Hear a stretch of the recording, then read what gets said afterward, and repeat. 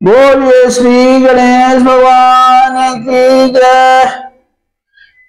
बोले श्री कृष्ण कन्हैया लाल की जय। बोले श्यावर रामचंद्र की जय। बोले श्री लक्ष्मी नारायण भगवान की जय। बोले अम्बे मात की जय। बोले उमापति महादेव की जय। बोले भागवत भगवान की जय। आप सभी मेरे प्यारे भाई बहन और दोस्तों का हमारे YouTube चैनल पर आप सभी का स्वागत है। जो भाई बहन हमारे YouTube चैनल पर पहली बार आए हों तो कृपा करके आप अपने भाई का चैनल सब्सक्राइब ना किए हों तो आप अपना भाई समझकर हमारे चैनल को जरूर से जरूर सब्सक्राइब करें, जिससे कुछ मेरी मदद होगी। और अब श्रीमद् भागवत महापुराण की महिमा आप जरूर सुने, क्योंकि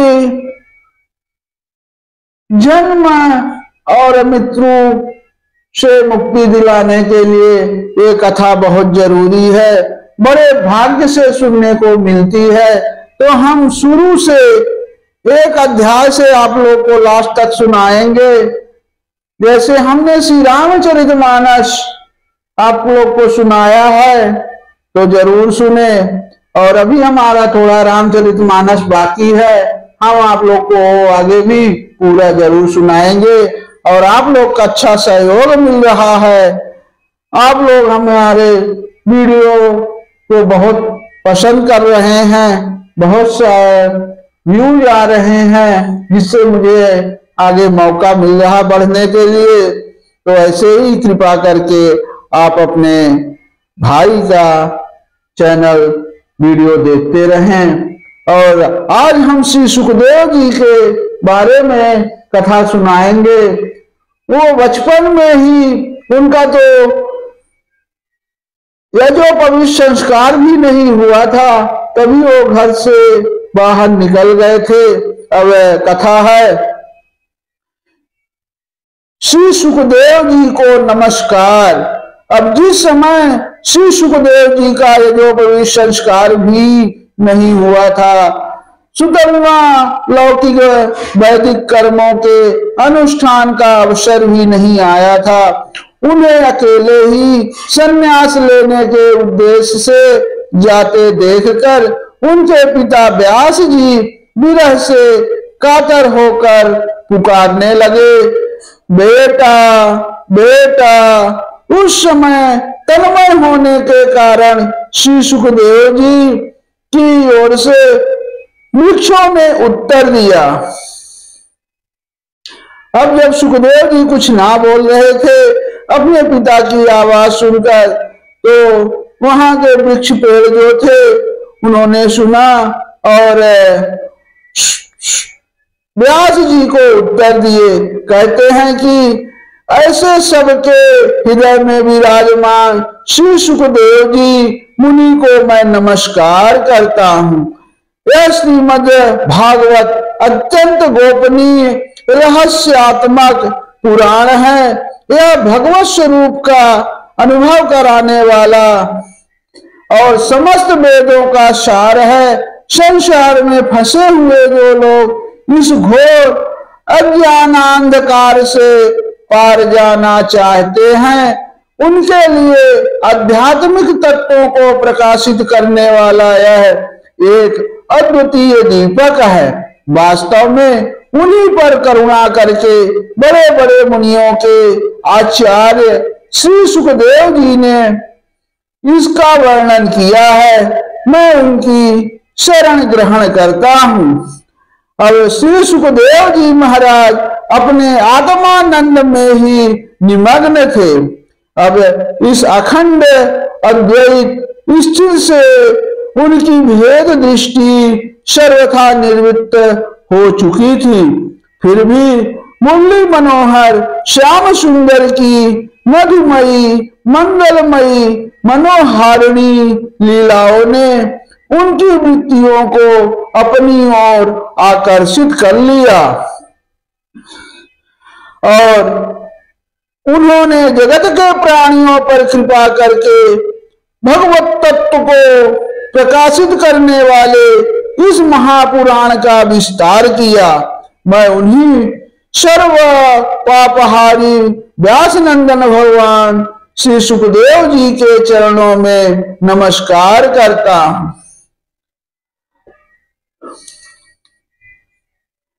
अब श्रीमद् भागवत की महिमा, इसकी महिमा क्या है? अब श्रीमद् भागवत महिमा मैं क्या लिखूं? उसके आदि के 3 श्लोकों में जो महिमा कह दी गई है उसके बराबर कौन कह सकता है? उन तीनों श्लोकों को कितनी बार पढ़ चुकने पर भी जब उनका स्मरण होता है मन में अद्भुत भाव उदित होते हैं। कोई अनुवाद उन श्लोकों की गंभीरता और मधुरता को पा नहीं सकता। उन तीनों श्लोकों में मन को निर्मल करके फिर इस प्रकार भगवान का ध्यान कीजिए। ध्यात शरणां भवानी जित चेतसा औत्कंठ्या शुक्लाक्षस्य हृदयांशीन में शनैर्हरि प्रेमातिर्भरे निर्भिन्नो पुरांकांगो अति निर्मिता आनंद संपल्वे तीनों नापश्यं भुवय मुने रूपं भगवतो यत्तमन्नः कांत सुचापहम् अपश्यन् सहस्रोस्तसे वैकालाभ्याद दुर्मन इव। अब मुझे श्रीमद् भागवत में अत्यंत प्रेम है।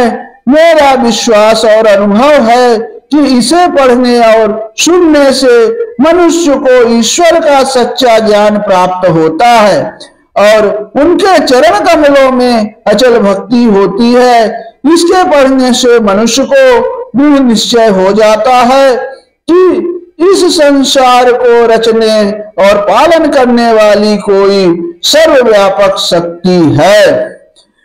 एकानंद त्रिकाल सच चेतन शक्ति दिखात सिरजत पालत हरत जग महिमा वरनी न जात।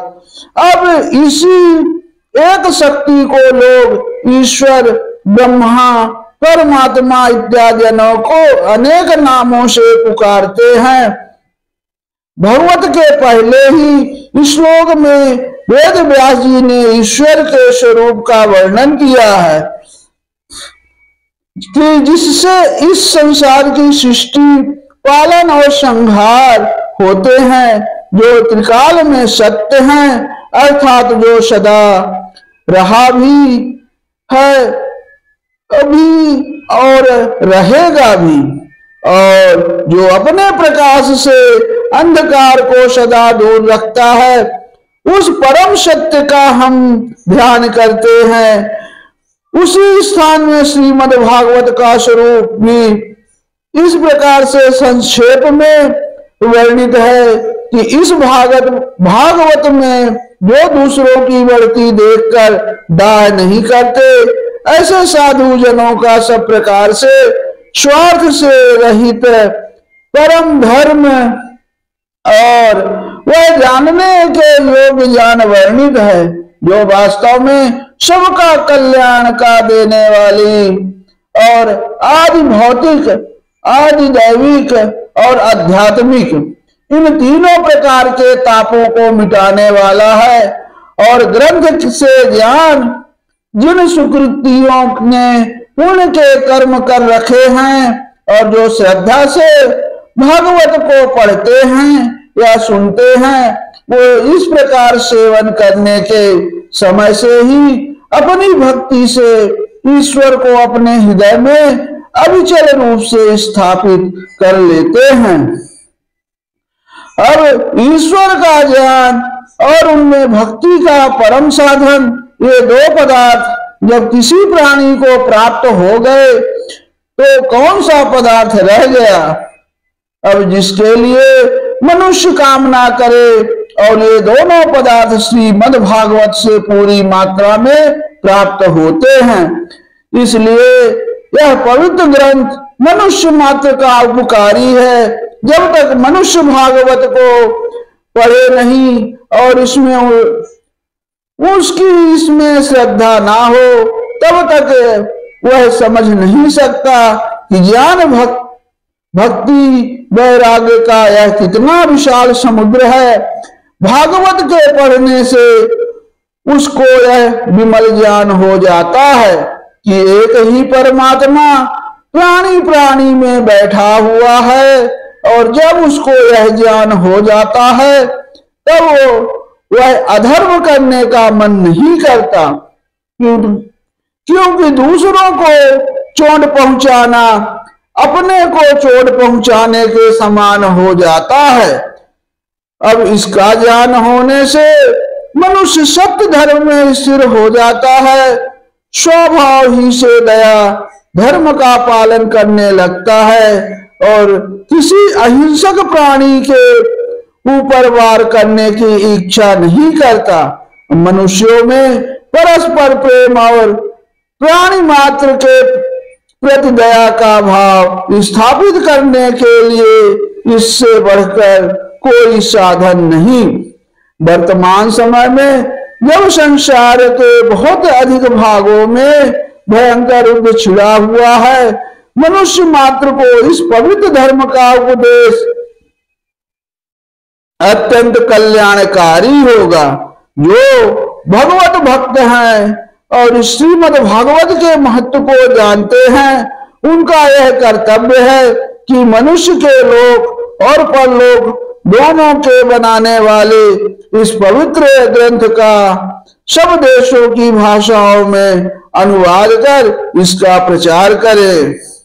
ये हमारे कवि मदन मोहन वाल्मीकि जी ने लिखा है। अब कल हम आप सभी को श्रीमद् भागवत की पूजन विधि तथा विनियोग, न्यास एवं ध्यान कैसे करें, संकल्प वैर सभी तरह कैसे भागवत भगवान की पूजा होती है, ये सब हम आपको कल कथा में सुनाएंगे। तब तक के लिए आप सभी को मेरा जय श्री राधे कृष्ण।